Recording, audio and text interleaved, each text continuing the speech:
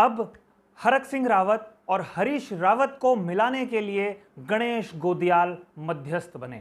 गणेश गोदियाल ने हरीश रावत की हरक सिंह रावत से सीधी बात कराई। बातचीत टेलीफोन पे हुई, बातचीत बहुत खुशनुमा माहौल में हुई और ऐसा लग रहा था दो बिछड़े हुए भाई आपस में बात कर रहे हैं। हरीश रावत ने हरक सिंह रावत से रिक्वेस्ट की।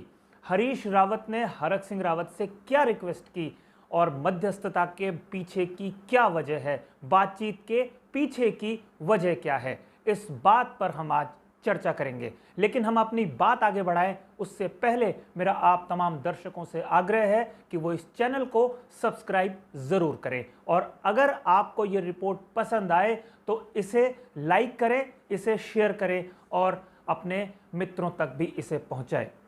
नमस्कार, मैं हूं मनमोहन भट्ट। उत्तराखंड में दो रावत आपस में लड़ाई लड़ रहे थे।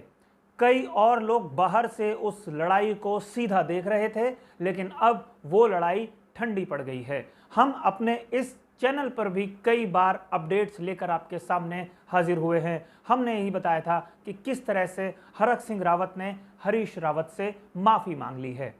अब बारी हरीश रावत की थी और मध्यस्थता करने की जिम्मेदारी खुद कांग्रेस प्रदेश अध्यक्ष गणेश गोदियाल के कंधों पर थी। एक कार्यक्रम था, एक स्थान पर कांग्रेस के 3 दिग्गज बैठे हुए थे। पूर्व मुख्यमंत्री हरीश रावत, पूर्व कैबिनेट मंत्री और हाल में ही कांग्रेस में शामिल हुए यशपाल आर्य और कांग्रेस के वर्तमान प्रदेश अध्यक्ष गणेश गोदियाल। 3 लोग आपस में बैठे हुए थे। एक फोन पर गणेश गोदियाल बात करते हैं और बात करने के बाद वो फोन सीधा हरीश रावत के हाथों में थमा देते हैं और जो बात गणेश गोदियाल ने गढ़वाली में कही वो ये कही कि दोनों भाइयों को मैं मिला देता हूं।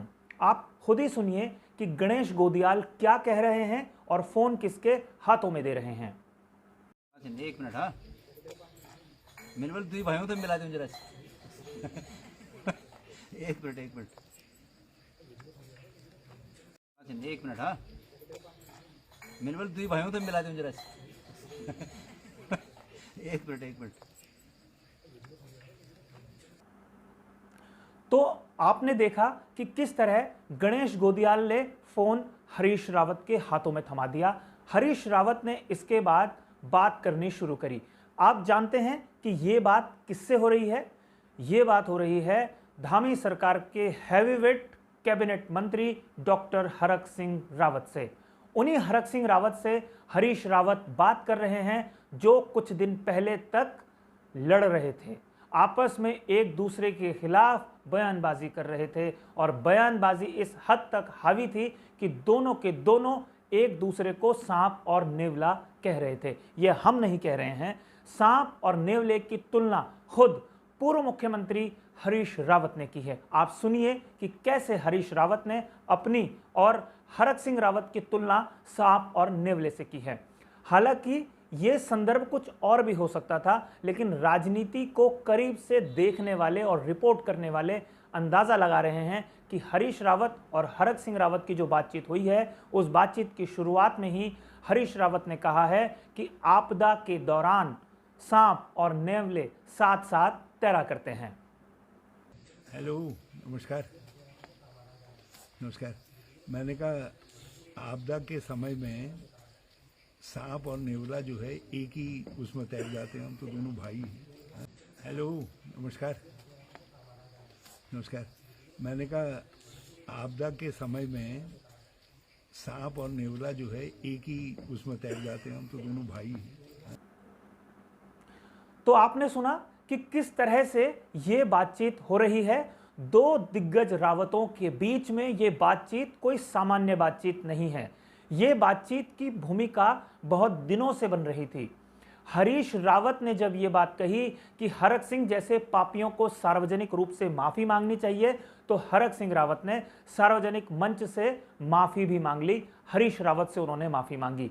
उस माफ़ी का असर ये हुआ कि आज गणेश गोदियाल जब फ़ोन पर बात कर रहे थे हरक सिंह रावत से, तो उन्होंने कहा कि वो जरा भाइयों को मिला दें और भाइयों की आपस में बात करा दें। भाई मतलब हरीश रावत और हरक सिंह रावत, दोनों की बातचीत बहुत स्पष्ट रूप से हो रही थी, खुली बातचीत हो रही थी और हरीश रावत हरक सिंह रावत से रिक्वेस्ट कर रहे थे कि जो काम उन्होंने कुछ गांवों के विस्थापन के लिए शुरू किया था उस काम को आगे बढ़ना चाहिए, वो काम अभी तक अधूरा है।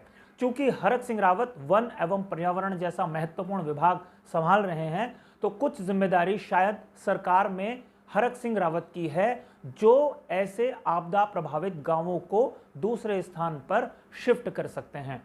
इसकी वजह यह है कि जिस जगह पर इन गांवों को शायद शिफ्ट किया जाना होगा वो ज़मीन फॉरेस्ट की होगी और फॉरेस्ट की क्लियरेंस की आवश्यकता महसूस की जा रही होगी। लेकिन यहाँ पर यह बात बहुत महत्वपूर्ण नहीं है कि आपदा प्रभावितों के हितों का ध्यान रखते हुए हरीश रावत ने हरक सिंह रावत से रिक्वेस्ट की। यहाँ पर यह बात महत्वपूर्ण है कि दो दिग्गजों की तनातनी धीरे धीरे कम हो रही है, दो दिग्गज आपस में बात करने लगे हैं। दोनों दिग्गजों के बीच में मध्यस्थता करने वाले कांग्रेस के कई वरिष्ठ नेता हैं और इस बार ये मध्यस्थता खुद गणेश गोदियाल ने की, जो प्रदेश कांग्रेस के अध्यक्ष हैं। तो एक और बात यहां पर खड़ी हो जाती है कि क्या अब हरक सिंह रावत के कांग्रेस में शामिल होने के पूरा रास्ता साफ हो गया है, हरक सिंह रावत कांग्रेस में जाने वाले हैं, इस पर अब तस्वीर शीशे की तरह साफ होती जा रही है। ये शायद पहली बार सार्वजनिक रूप से बात हुई होगी हरीश रावत और हरक सिंह रावत की। हो सकता है कि माफ़ी मांगने और इन सब चीज़ों के बीच में हरीश रावत और हरक सिंह रावत की बात कभी हुई हो या हो सकता है नहीं भी हुई हो। मध्यस्थों के जरिए ये बातचीत हो सकता है कि हो रही हो, लेकिन ये पहला मौका है जब हरीश रावत और हरक सिंह रावत की शायद पब्लिकली सीधी सीधी बात हुई हो और हरक सिंह रावत से हरीश रावत रिक्वेस्ट कर रहे हैं। रिक्वेस्ट हालांकि अपने लिए या कांग्रेस में शामिल होने के लिए वो नहीं कर रहे हैं, रिक्वेस्ट कुछ उजड़े हुए गांवों को, आपदा प्रभावित गांवों को दूसरे स्थान पर शिफ्ट करने के लिए की जा रही है।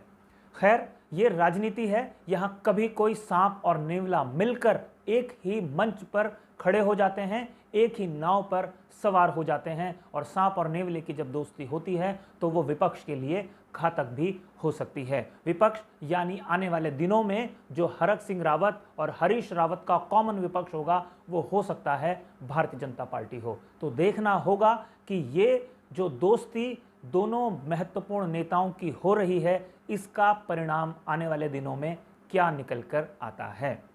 साथियों, अगर आपको हमारी ये रिपोर्ट पसंद आई हो तो इसे लाइक कीजिए, इसे शेयर कीजिए और अगर आपने अभी तक इस चैनल को सब्सक्राइब नहीं किया है तो इस चैनल को भी सब्सक्राइब आप ज़रूर कर लीजिए। अगली रिपोर्ट में आपसे एक बार फिर मुलाकात होगी, तब तक के लिए नमस्कार।